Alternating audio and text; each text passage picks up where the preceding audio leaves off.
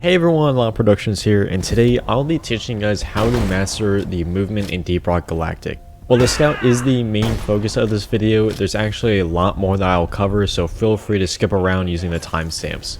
Also, this video is just talking about the movement in the game, not the upgrades that you should use or the specific loadouts, just the movement and how to make use of it.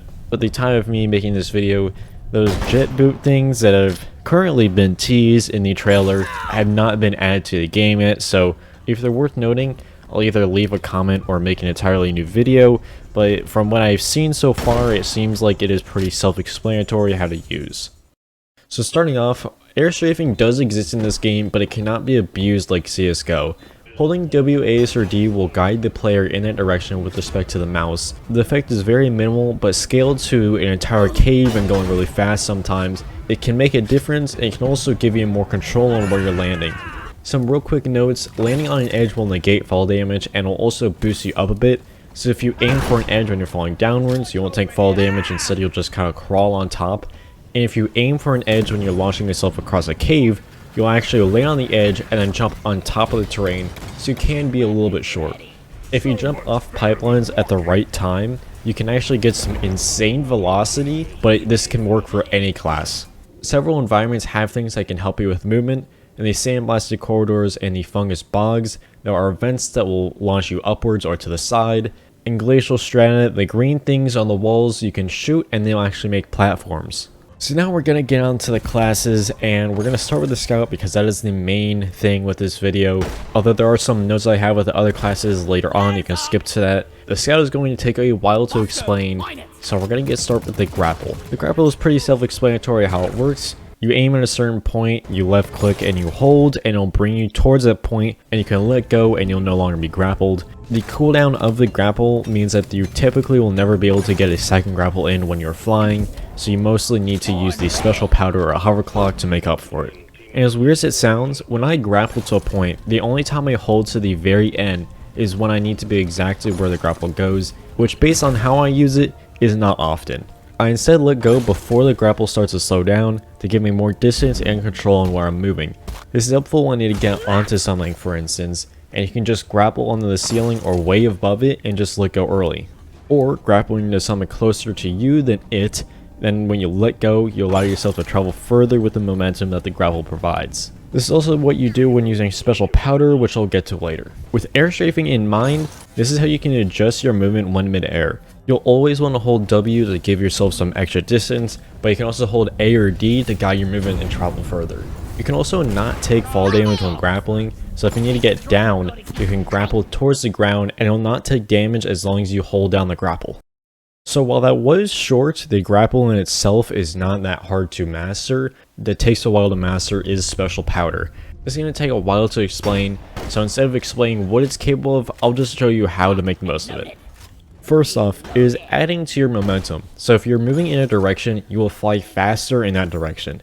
Make sure that you fire the gun when you're moving as fast as you can in that direction to travel the furthest. This typically means running and jumping in a direction and then looking around and shooting in order to give yourself some extra momentum and not just jumping up and firing.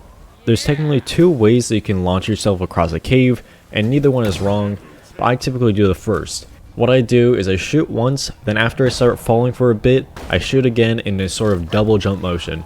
I like doing this because it's a lot more comfortable and safe than the other, but it is technically slower. The other is shooting twice as fast as possible, and it will launch you at Mach speed across the cave. You can technically travel a lot further with the right timing, but it takes practice to pull off consistently. Although you don't really travel the entire distance of a gigantic cave that often, it is very helpful when it's just one big cave to travel.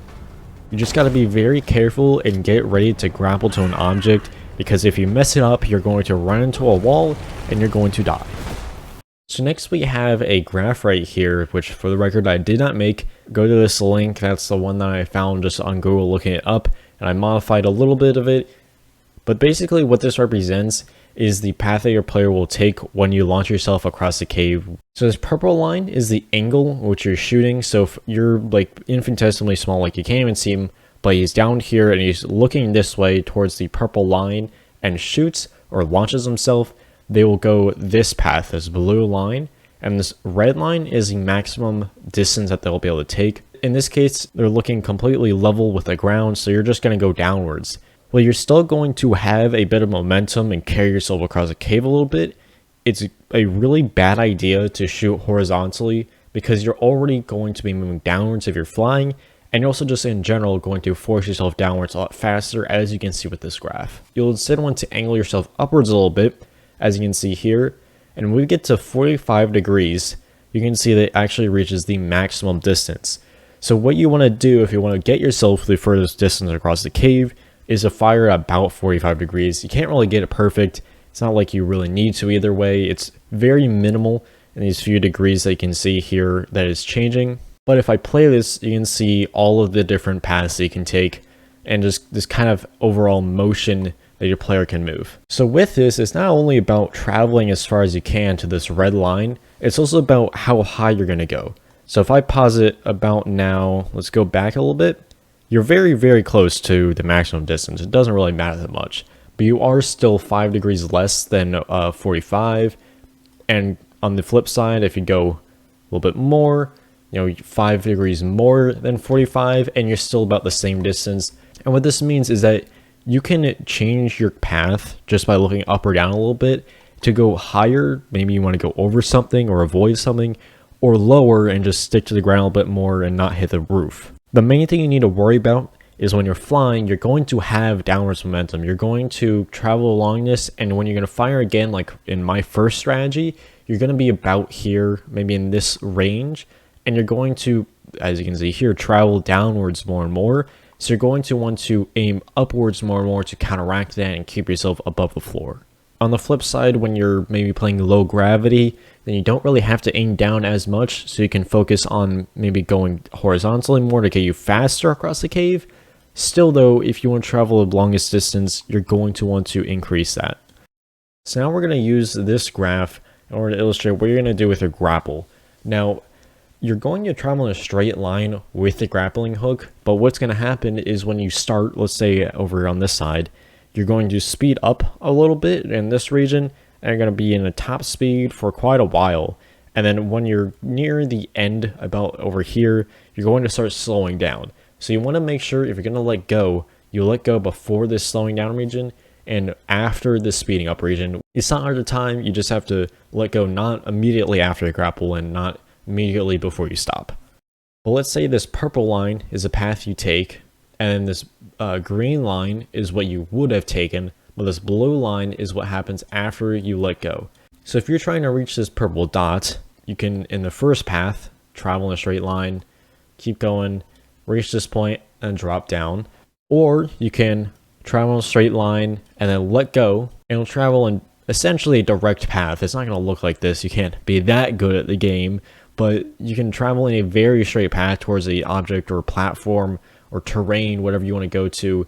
But this blue path after you let go, it's giving you a much more direct path. You're not going to go as high, so you don't have to worry about fall damage. But generally what this is trying to illustrate, it's mostly better to let go of the grapple and try and aim right for a point, and it is to grapple straight above it and then drop down. Now, when I'm doing a playthrough, or when you're going to see me playing a game, especially in the background of this video, this is what you'll be seeing me do the vast majority of the time. It'll look a little bit more like this. I'm not going to be going on top of something, although that's exactly what I would do if I'm going on top of something. But if I'm traveling distance, I'm going to let go, because then I won't actually reach the ceiling or wall of the cave. I'll instead just travel a much further, more parabola looking thing. But in general, I might just take fall damage, and that's kind of how it is with the scout. Then it's worth mentioning the Hoverclock is something that will affect your movement. It'll, as the name suggests, hover you in the air. This can be good for fall damage or to hold the height for a short period of time to recharge your grappling hook, but it's generally not super useful for just sheer movement. So now I'm going to move on to the other classes, and starting off with the engineer, the RJ250 overclock, which can be used on the grenade launcher. I'm going to be honest, I don't have it. It's just one of those things that is taking a very long time to get. But from what I can understand, it is similar in use to the special powder. Obviously though, you're an engineer, you're not a scout. So you don't have a second shot, you don't have a grappling hook. So you need to use the platforms to reach a point and not die, or just fall down onto. But essentially, go back to what I said about the special power in the video, and the same rules should apply. If I'm wrong, leave a comment down below, but I'm sorry, I just don't have it. Then obviously, platforms are the other thing the engineer has. So the platforms are a team-based tool, not like the grappling hook or the special powder. First of all, you should always shoot these under the minerals for any player to easily get onto and mine the minerals. It is also very effective for traveling downwards. It's easily the best one for traveling downwards because you just drop down. And they can also be used to build bridges or to scale a wall, but most of the time if you have a gunner, then a zipline is faster and more effective. The exception is when time isn't an issue and the team can be using it more than once, and it's faster to walk across than using a zipline, which is something you're going to see a lot more in the more stationary-like missions compared to something like mining Morkite that you're moving around a lot. You can also use them to cover up slower damaging terrain, so namely you've got snow, magma, the goo in the fungus bog, stuff like that they can put a platform on top of and ignore. Next for the gunner, the zipline is the only thing it really has at the moment, and remember that this is mainly for team movement, not just for the gunner. It is not a grappling hook, it is a team zipline. So the key here is to use it when the whole team can use it, and not just a one-off thing for you to move somewhere. For example, when getting minerals, make sure to let the scout take care of that, or the engineer, and not waste it when you could have been using it for a large span of harsh terrain or staying off the ground. When you're trying to grab onto one of these zip lines, you can actually just hold the interact button from Mute's E, and that will ensure that you grab onto it, and it will also break any fall. When you're shooting towards a ledge or an edge, shoot above the ledge so that we can walk onto it basically, and not on the ledge so you have to struggle to jump on top of it. And if you want to use the zipline to move vertically, let's say you just need to get somewhere really high, get as close as possible as you can before it says too high of an angle, because that way you'll have less time moving in the air, and when you go down you'll also be traveling faster. At the same time, avoid shooting the ziplines close to the walls or to a ceiling because bugs can hit you and knock you off. Obviously, the Mactera will just completely ignore this and shoot you anywhere at any time, so also be aware of your surroundings. And lastly, for the driller, using the drills, I'm not talking about digging the terrain for bunkers, minerals, pipelines, or blockages. Those are pretty self-explanatory, but the thing with the drills is that it can be used to move anywhere. You can use it to move anywhere, or your team can also go in your path that you dug to move anywhere, and it is an extremely capable tool. Just a quick tip, I use the barbed drills upgrade because I find it much more useful to be able to use it as a backup weapon than it is to mine faster than I can walk. And when digging tunnels, the number one thing you have to keep in mind is to remember what could happen if the enemies spawn inside the tunnel or can use it as an access point for your team. What I mean by this is when you're protecting or repairing something, avoid having tunnels that lead from nearby caves directly to that point, since a wave that previously would have needed to move a long distance around that tunnel would instead just funnel through that terrain that you dug and be right next to you before you know it. But either way, that is it. That is all the movement and how to use it in Deep Rock Galactic.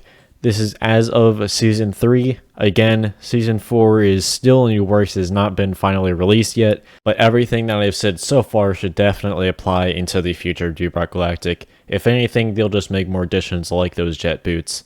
If you enjoyed this video or found it helpful, of course I would appreciate if you like, comment, or subscribe, the typical YouTube things. It lets me know that you enjoyed this video and you want to see more of it, which I will definitely make. I have other specific tutorials in Deep Rock Galactic that you can see here, and thank you for watching. I'll see you in the next one.